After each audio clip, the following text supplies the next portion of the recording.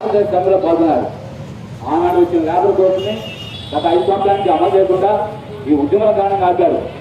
ఇదే సంగతి చూసుకొని ఈ రాష్ట్రంలో 10 ముఖ్యమంత్రి గారు ఫ్యాక్టరీలో మహిళలు పనిచేయొద్దంట.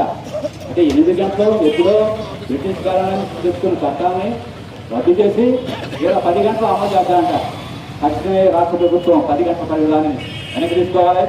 అదేవిధంగా స్ట్రీమ్ వర్కర్లు, అంగన్వాడీ, ఆశా, మధ్యాహ్న భోజనం, అదేవిధంగా విద్యుత్ కార్మికులు, గురుకులో పనిచేసే మరి ఉపాధ్యాయులు అనేక మంది ఇవాళ కనీసం జీతాలు లేక 11,000తోటి 18,000తోటి అనేక మంది ఇబ్బంది పడతా ఉన్నారు. కనీస వేతనం సుప్రీంకోర్టు తీర్పు ప్రకారం కనీసం అమలు చేయాలి.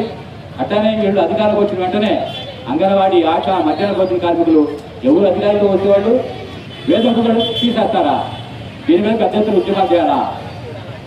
గత ప్రతిపక్షంలో ఉన్నప్పుడు ఇక్కడ ఉన్న కూటమి ప్రభుత్వ నాయకులంతా కూడా అంగన్వాడీ ఉద్యమం 42 రోజులు సమ్మె చేశారు.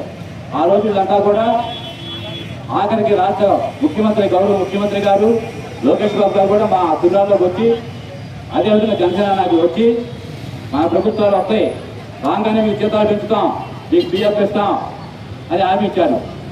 సంవత్సరం అయింది, సంవత్సరాలు గడుస్తుంది. మా ప్రభుత్వం మంచి పరిపాలన ఇప్పుడు పెద్ద ఎత్తున ప్రచారం చేస్తున్నారు. మీ ప్రభుత్వం మంచి ప్రభుత్వం అయితే కార్మిక చట్టం మార్చబడు కదా, 8 గంటల పని విధానం పెంచబడు కదా. అంటే మీరు ఎవరి వైపున ఉండాలి? కార్మికుల వైపున ఉండారా, అసలు వైపున ఉండారా, అంబానీ వైపున ఉండారా? అందుకని కార్మిక కర్షక ఐక్యంతో ఈ ఉద్యమం మొదలైంది. కార్మికులు నష్టాలు వచ్చి అంగీకరించరు.